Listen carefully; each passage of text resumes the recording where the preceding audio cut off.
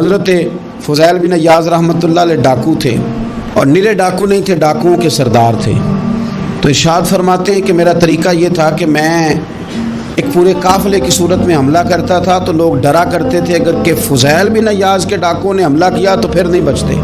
ایک دن گزر رہا تھا تو ایک قاری صاحب آیت پڑھ رہے تھے، لا تقنطوا من رحمت اللہ، اللہ کی رحمت سے کبھی نا امید نہ ہونا، ان اللہ یغفر الذنوب جمیعا، بے شک وہ سارے ہی گناہ معاف کر دے گا۔ آپ فرماتے ہیں میرے دل میں بات اثر کر گئی، ماننا ہے نا۔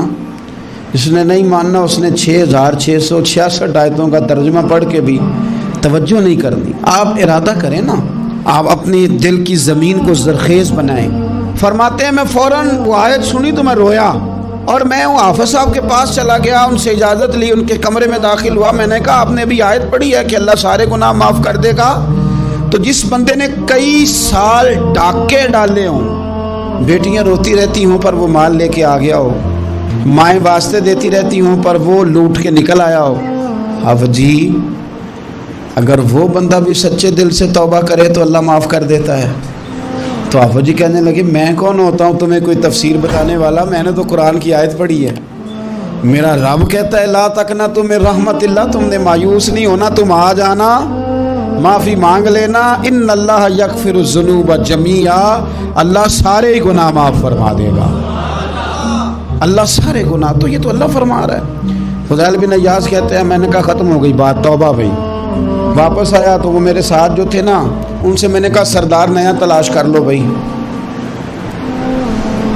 اب ارادے بدل گئے، پروگرام کچھ اور ہو گیا، اب تو لوگ ہمیں تانے دیں گے، اب تو لوگ باتیں کریں گے کہ اوتھے کی لین جانا ہے۔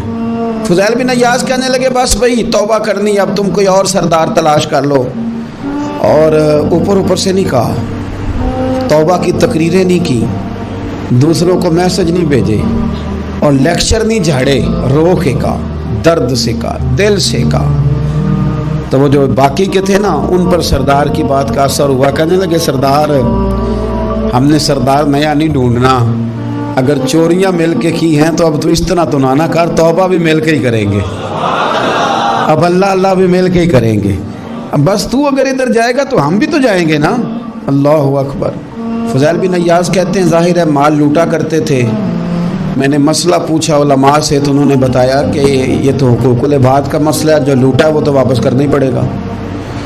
اب میں نے وہ پیسے جمع کیے، اب سارے تو میرے پاس تھے نہیں، جتنے میں دے سکتا تھا دیے، جو کھا چکا تھا وہ رہ گئے، ایک یہودی کے پیسے رہ گئے، اس کے گھر چلا گیا، میں نے جا کے اسے کہا میاں میں نے کر لیا توبہ، اور میں وہ فضیل بن عیاض ڈاکو ہوں جس کے تیرے گھر سے اتنا مال لوٹا تھا، میرے پاس پیسے کوئی نہیں، وہ پیسے لگ گئے، اب تو اس طرح کر مجھے معاف کر دے۔ وہ کہنے لگا نا جناب، یہ بھی کبھی کبھی ہوتا ہے، لوگ نا شرافت کو بزدلی سمجھ لیتے ہیں۔ فضیل بن عیاض سے کہنے لگا میں تو پیسے لوں گا، ایسے تو نہیں معاف کرتا۔ آپ فرمانے لگے پیسے تو کوئی نہیں، یہ سچی توبہ ہے۔ وہ کہنے لگا پھر اس طرح کرو میری اونٹوں کو چارہ ڈالو، پیسے پورے ہوئے تو چلے جانا۔ کل ڈاکو تھے، ابھی وہ تلوار چلانی آتی ہے، نیزہ چلانا آتا ہے، ڈٹنا آتا ہے، اعصاب مضبوط ہیں، مسئلہ کوئی نہیں، لیکن توبہ سچی کی ہے نا، یہ سچی توبہ والے لوگوں کا طریقہ ہے۔ اس سے کہہ سکتے تھے کہ جا آج تو لب دینی لے لے، تجھے کہا معاف کر دے، تو تیار ہی نہیں ماننے کو۔ حضرت فضیل بن عیاض کہنے لگے اگر اونٹوں کو چارہ ڈالنے سے تو معافی دیتا ہے نا تو میں تیرے اونٹوں کو چارہ ڈالنے کو بھی تیار ہوں، کیونکہ راضی اللہ کو کرنا ہے، اپنے ضمیر سے بوجھ اتارنا ہے، بندوں کے سامنے سرخرو نہیں ہونا، اللہ کے حضور ہونا ہے۔ توبہ کا مطلب ہے رب کی بارگاہ میں سرخرو ہونا، بندوں کے سامنے نہیں۔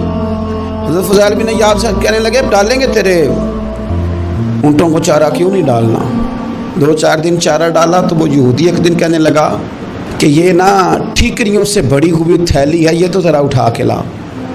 حضرت فضیل بن عیاض نے اٹھا کے اسے دی، جب اس نے کھولی تو اشرفیوں کی بھری ہوئی تھی۔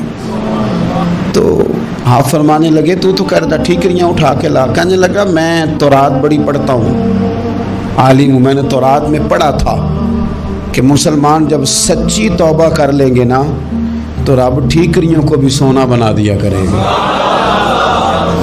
پھر یہ مٹی کے ڈھیلے اشرفیاں بنا کریں گے۔